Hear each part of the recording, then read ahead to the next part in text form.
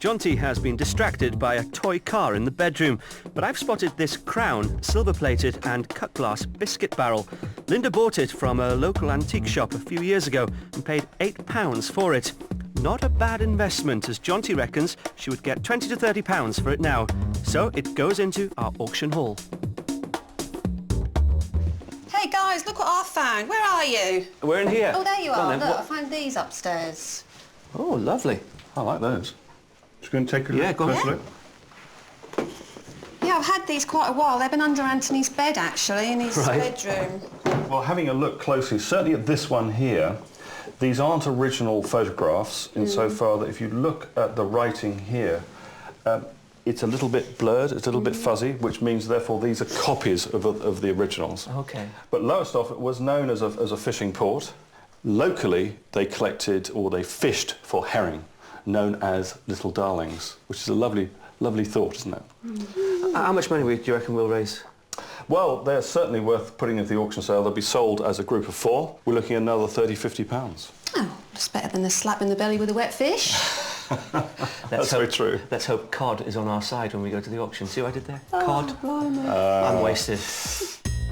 Oh dear, note to self, no puns allowed.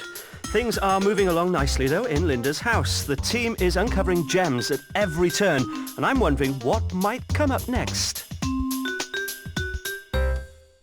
Now, tell me about this ring here. It looks like a dress ring.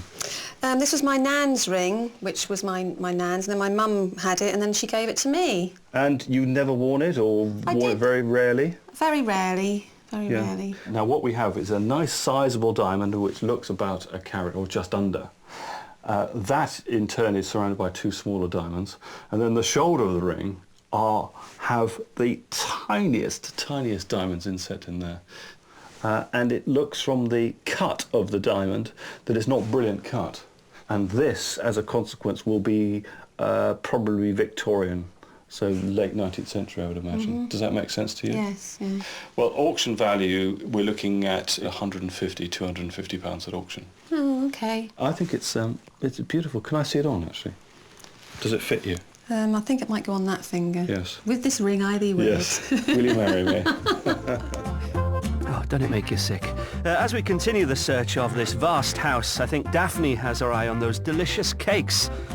Oh no, I'm wrong. It's the table she's interested in. Apparently Linda bought it off the previous owners of the house. It's made of sturdy pine and is early 20th century. It gets the thumbs up from Jonty anyway, who gives it a £30 to £40 valuation. But Linda wants to see if Jonty can identify a piece of furniture in her lounge.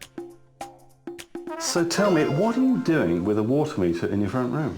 Well, I acquired it from my brother Michael, who works for the water company, and they were taking a load of stuff out of a big building that was just being thrown away, basically, because they were moving, I think. And he asked if he could have it, and he was given it by his boss, and now it's in my lounge. So you thought, I know what will make my house look special. I'll have a water meter. Because my tastes have changed, as they do with us women, it's not going to go with my decor when I redecorate the room. So I want to sell it. It's intriguing. Now, we've got the makers here, Glenfield and Kennedy from Kilmarnock. Now, what I do happen to know is this company here merged in 1899. So this piece of kit, this water meter, is therefore post that time. Now, what I do know is that Thomas Kennedy found a gap in the market in the 1820s for creating meters like this. What did you pay your brother for it? I think it was about £300. £300? Might have been a bit more. I can't really remember. Okay. Value. Well, I reckon we're looking at £400 to £600 at auction, and maybe more. It just depends, but I think it's fascinating. Did you say 4 to what? £400 to £600 for a water meter. How about that? That's incredible. I've never seen one of those in someone's living room before. Isn't that amazing? Amazing. Well, I can tell you that the hunt is over, for today at least. Okay. And with all the goodies that we've found today, and Jonty's lowest estimate, we're hoping that you'll raise something in the region of £940. Oh, good. That'd be good, wouldn't it? Bring on the French furniture, say I. Yes. Yes, indeed. Well, I'm really looking forward to this auction, and we have a collection of fascinating items that I'm sure will interest the bidders on auction day. There's the fabulous diamond ring that's been handed down to Linda from her maternal grandmother. That should really stand out with an estimate of £150 to £250. And those 5 London street signs, which Linda's father-in-law bought, Jonty reckons these could do really well too and valued them at £200 to £400. And that unusual water meter, which came from Linda's brother, who used to work for a water company. That was given a whopping £400 to £600 price tag. Still to come on Cash in the Attic. Linda gets the jitters after the first good sale. I'm really surprised. Well, especially when you said they were either in an office and then in a box. Go on. And she reveals to us her nickname. They call me the Carpet Queen. Oh, do they? Yeah. Now you tell us. Find out what else happens when the hammer finally falls.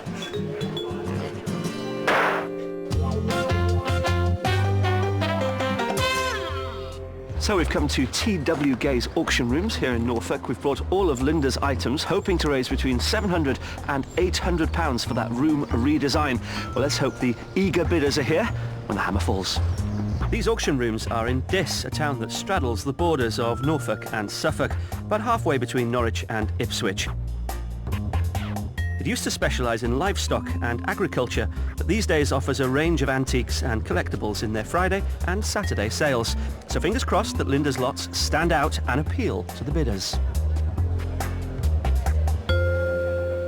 Oh, Jonty, you shouldn't have. You've brought me a ring. That's our star item, is it? Well, we've got some great news.